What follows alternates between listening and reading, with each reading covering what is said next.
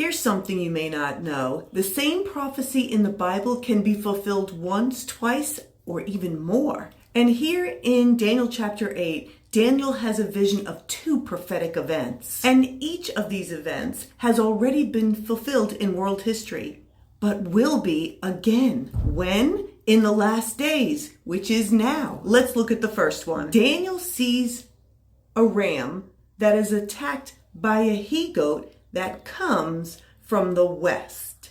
And according to the text, this takes place in Persia, which is the current day Iran. So this vision was prophesying the attack by Alexander the Great, the Grecian king, who moved rapidly across the globe to stamp out the Persians, which did happen in around 330 BC. Now, here is the duality of this vision. This is also a prophecy about the Antichrist, who, if you remember from the Daniel chapter 7 Bible study, was comprised of all of the worldly kingdoms from the past, cut from the same cloth of Nebuchadnezzar, of Cyrus, and Alexander the Great. And Alexander the Great, Donald Trump, we're all cut from the same cloth, and that cloth is very, very large.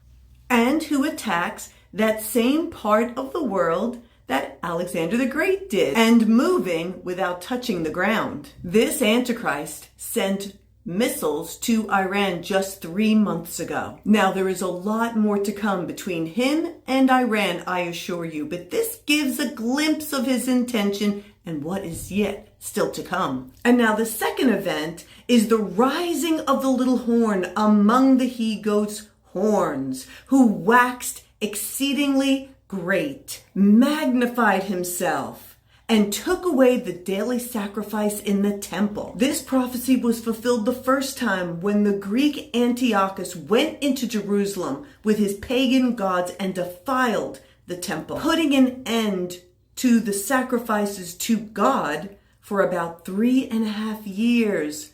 That's an interesting amount of time. Now, about 300 years after this, Jesus mentions the abomination of desolation in Matthew 24 as an end time event. This time it's about the Antichrist. And that's the duality of the second part of the vision. At about mid-tribulation, the Antichrist will stand in the temple and proclaim himself to be God and put an end to the sacrifices to the one true God. And since it's mid-trib, it will be for 3.5 years. Currently, there are no sacrifices.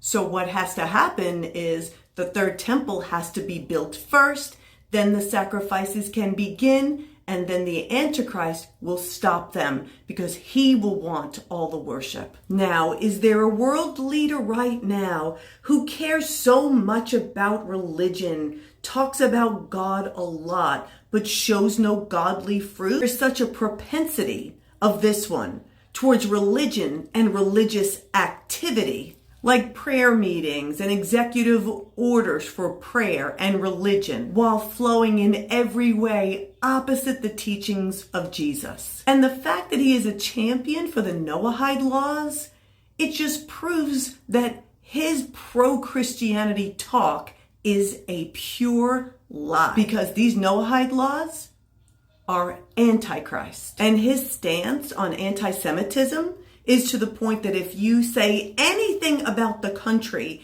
that this religion originates from, then you are in trouble. But yet he posts this picture with that Q plus on his hand. That's a QAnon sign, and QAnon, that group, is an anti-Semitic group, proving that his views of anti-Semitism and the Jewish faith are all a lie. So this Antichrist still has a lot to fulfill, and I pray many of you are gone and don't have to experience most of these events. But for those of you that don't know God, for those of you that are Pharisees, MAGA, fake Christians, or just people in the world, people who have not lived for God, have rejected God, it's time to make a choice for God.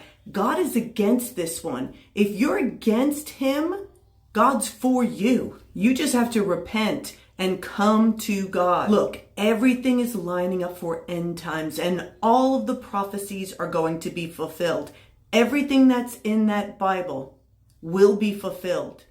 You just need to make the right choice for your destiny, for your eternity. God bless you all.